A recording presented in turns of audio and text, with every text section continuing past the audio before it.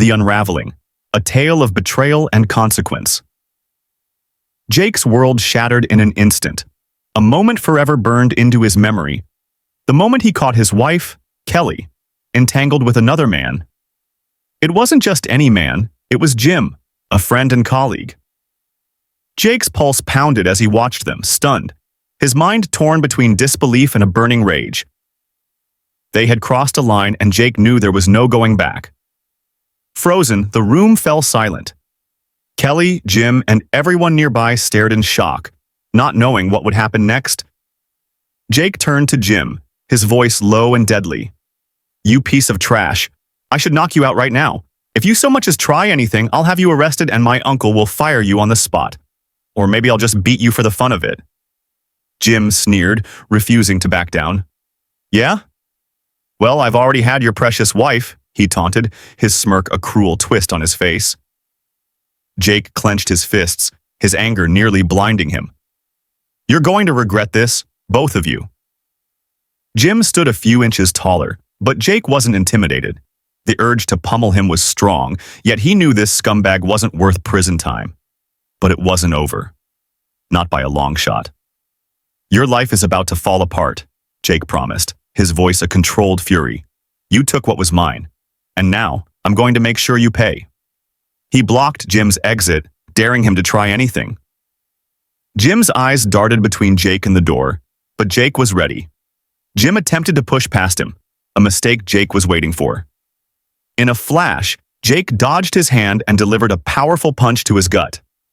Jim doubled over, and Jake grabbed him, slapping him with a force that left Jim stunned and whimpering on the floor. "Enough!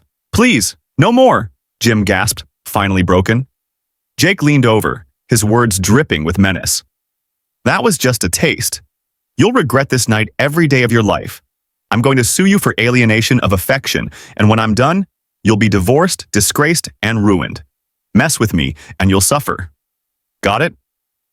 Two police officers entered, alerted by the noise. Jim tried to plead his case, pointing a finger at Jake. "He attacked me. Arrest him." One of the officers looked over the scene, then turned to Jake's friends. "What happened here?" Jake's friends, Eddie, Paul, and Dave, stood firm. "Self-defense, officer. Jake found Jim with his wife. Jim attacked him first." Jim's face turned red as he sputtered, "They're lying. He hit me. I didn't do anything wrong." The officer looked at Jim, then at Kelly, who stood there silent and pale, her eyes downcast, unable to meet Jake's gaze. "Do you want to press charges?" the officer asked, eyeing Jake with empathy. Jake's voice was cold and unfeeling. "Yes, get him out of here." The officers hauled Jim to his feet. As they led him away, one of the officers, Sergeant Connor, turned to Jake. "If you need anything, just call the station. I've been there myself." Jake gave a curt nod, silently acknowledging the officer's understanding.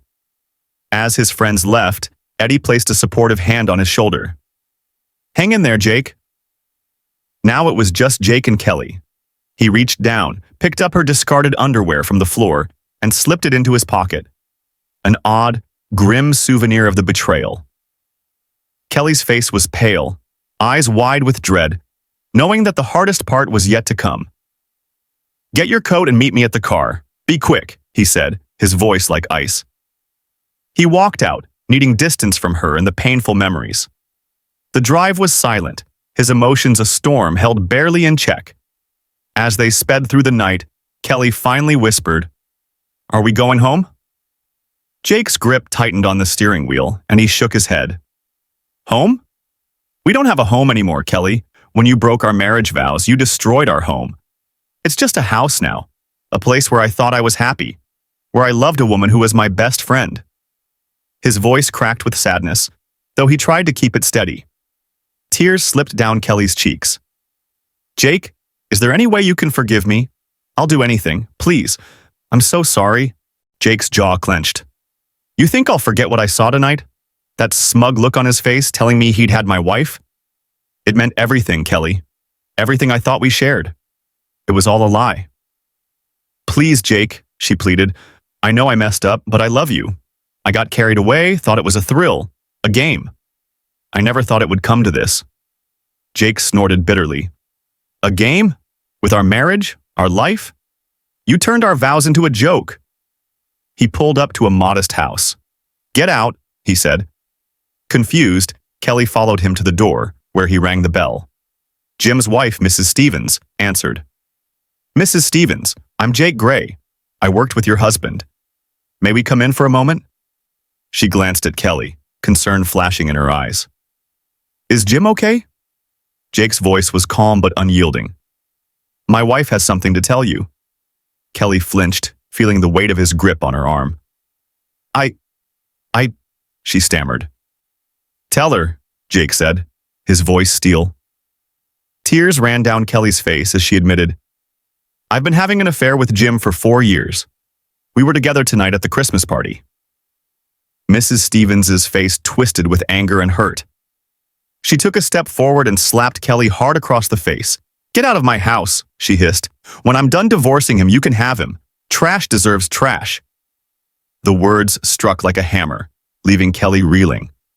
Jake felt a grim satisfaction knowing that Jim was going to have a brutal reckoning when he got home. As they drove to her sister's house, the silence between them was heavy. Finally, Jake spoke, his voice hollow. This is it, Kelly. We're done. I'll handle the divorce, split the assets, keep our own pensions. But if you contest this, I'll drag every single witness we have into court to testify against you. I'll send the story of your betrayal to every friend and family member you have. Kelly's shoulders slumped. She had nothing left to fight for. She whispered, I know. There's nothing I can say, is there? No, Jake replied, cold and unfeeling. My revenge against you will be watching you live the rest of your life with the regret and shame of what you did.